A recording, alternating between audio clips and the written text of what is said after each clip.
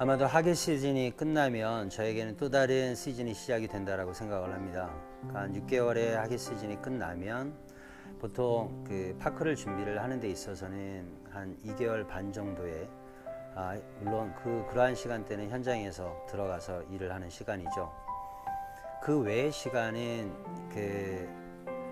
사실 용평파크가 2015년, 2016년, 2017년 보다 좋은 그림을 만들어 줄 수 있었던 그 원동력은 라이더분들이라고 생각을 하거든요.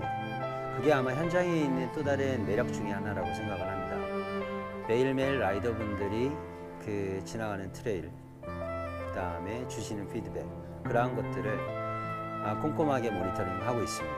그리고 그러한 부분들이, 그리고 바랬던 부분들이 그 다음 시즌에 새로운 트레일을 구상하는 데 있어서 가장 첫 번째로 제가 고려해야 되는 부분이고요. 또 한 가지 측면은 어떤 한국 내의 파크, 용평만의 스타일을 고집을 하는 게 아니라 전 세계의 흐름을, 트렌드를 또 파악을 하기 위해서는 다른 유명 파크의 빌더들과 요즘 SNS가 하도 발달이 되어 있으니까 어떤 전문적인 정보를 서로 교환한다라든가 이제 그러한 부분을 통해서 보다 큰 그림을 그려 나가고 있습니다. 혹시 아시나요? 용평 MTB 파크의 트레일은 스토리가 있는 트레일입니다. 그 말은 2015년 오픈할 당시 기존의 어떤 대회 코스의 중간 부분, 하단 부분을 이용을 하고 또 하나의 어떤 싱글 트레일을 만든 두 개의 코스로 오픈이 됐었죠. 현장에서 그 해 당시에 제가 받았던 피드백은 너무나도 극명하게 호불호가 나누어졌던 그러한 상황이었습니다. 파크에 왔으니까 플로적인 느낌을 받아야 된다라는 분들도 계시고, 플로적인 느낌보다는 기존에 타왔던 그런 싱글적인 느낌을 오히려 선호하시는 분들이 계셨죠. 그래서 2016년 제가 가지고 있는 컨셉은 그 두 개의 라인 중간에 서로의 특성을 고려를 한 어떤 매개체가 필요하다라고 생각을 했기 때문에 2016년에 저에게 있어서 애착이 가는 트레일은 아마도 뉴레드가 아닐까 그렇게 생각을 합니다.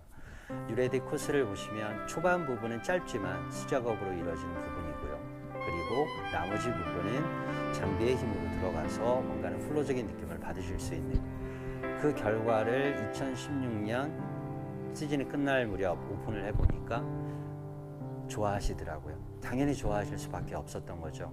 왜냐하면 서로가 문을 닫고 있던, 인정을 안 했던 트레일을 경험을 해보고 이것도 재미있다 라고 했던 게 2016년에 저에게 있어서는 가장 의미 있던 트레일이었던 것 같고요. 제가 초창기에 말씀을 드렸지만 스토리가 있는 트레일이라고 말씀을 드렸죠. 그거는 2016년에 뉴레드의 어떤 반응들이 2017년 파라다이스를 탄생을 하게끔 만들었던 것 같습니다.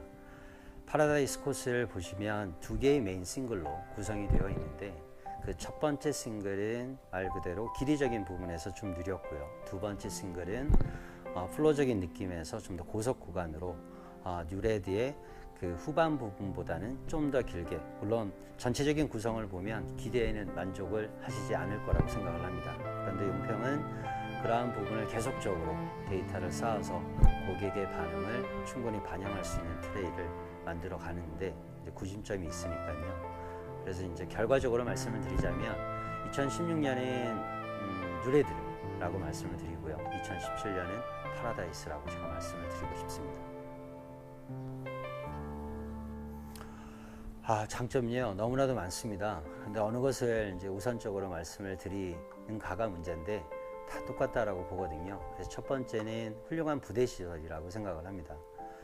그 부대 시설 속에서는 그 리조트의 특성상 그 셔틀 능력이 리프트를 베이스로 둬서 편안하게 올라가실 수 있는, 또 그 8분이라는 지금 현재 그 리프트 속에서 피로도를 쌓이지 않고 피로가 회복이 되면서 라이딩을 하실 수 있는 쾌적함, 그리고 숙박시설이라든가 아마 요즘 2017년 같은 경우에는 MTB가 활성화되기 시작하면서 여기 안에 있는 타 부대 업장들이 MTB에 대한 관심과 그런 어떤 라이더분들에 대한 혜택을 고민하고 계시고요. 그게 또 현실적으로 반영이 되는 부분도 있고, 또 한 가지의 측면은 가장 어떻게 보면 파크에 있어서의 가장 기본적인 부분은 관리라고 생각을 하거든요.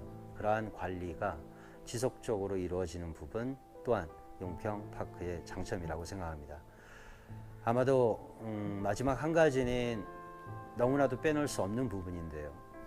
용평 MTB파크를 들어와서 어떠한 영업을 하는 데 있어서 리조트 관계자분들과의 협조, 그러한 부분이 상당히 중요할 거라고 생각을 하거든요. 근데 그러한 부분이 어떤 딜레이가 되는 시점이 아니라 관계자분이 직접 현장에 오셔서 라이더분들하고 함께 호흡을 하면서 부족한 부분, 그러한 부분들이 어떤 빠르게 진행이 되고 개선되어지는 부분을 라이더분들이 보아 오셨다라고 생각을 합니다. 그러한 것들이 아마 용평 MTB파크의 가장 큰 장점들 중에 하나라고 생각을 하고 있습니다. 단점 또한 많죠. 네, 왜냐하면 지금 용평 MTB파크는 아이로 얘기하면 3살밖에 안 됐거든요. 근데 라이더의 수준은 여전히 여러 유명 파크를 다녀오신 경험들도 있고 묵묵히 지켜보면서 응원하시는 분들도 계시고 또 뭔가는 빨리 어떤 파크의 성장을 위해서 아낌없이 질책하시는 부분도 계십니다. 지금 용평 MTB파크는 용평 리조트 안에 소재를 하고 있고 큰 도시 그리고 강원도 쪽에 자리 잡고 있기 때문에 아무렴 단점 중에 하나는 근접성이죠. 그러한 근접성에서 좀 더 외진 곳에 자리 잡고 있기 때문에 근데 이게 어떻게 보면 이제 올해 2018년 동계올림픽 이후에 대중교통 고속열차가 들어오고 지금의 움직임에 있어서는 고속버스 같은 경우에도 활성화되는 조짐이 보이고 있고요. 그래서 그러한 단점은 단점으로 가지고 있어서 계속 해결돼야 되는 부분이 아니라 당장 2018년부터 좀 더 근접성에 있어서 조금은 더 빠르게 이 파크에 오실 수 있는 그러한 부분으로 발전되고 있고요. 아마도 3년 내내 제가 들었던 이야기 중에 하나가 용평은 코스가 짧다라는 얘기입니다. 그러한 부분은 분명히 단점이라고 생각을 하고 있습니다. 너무 길어도 안 될 것 같고요. 타시기에 정말로 쾌적하게 타실 수 있는 3km 내외의 어떤 코스를 저 또한 해마다 그림을 그리고 있고 그러한 것들을 용평 관계자분들하고 끊임없이 얘기를 하고 있습니다. 그래서 그러한 부분들은 지금처럼 용평 MTB파크가 발전적인 부분을 지켜보셨다면 제가 다른 질문에서 제가 말씀을 드린 부분은 금방 일어났다가 금방 없어지는 파크가 아니라 여러분 마음속에서 그리고 제가 가장 부러웠던 거는 3세대가 동시에 라이딩을 할 수 있는 그런 모습들, 그러한 모습들이 아마도 용평에서도 그려지는 게 저의 개인적인 바람 중에 하나니까요. 아마 관심을 가지고 지켜보시면 언젠가는 그 긴 트레일 그리고 멋진 트레일도 여러분들이 타실 수 있는 기회가 생길 거라고 생각합니다.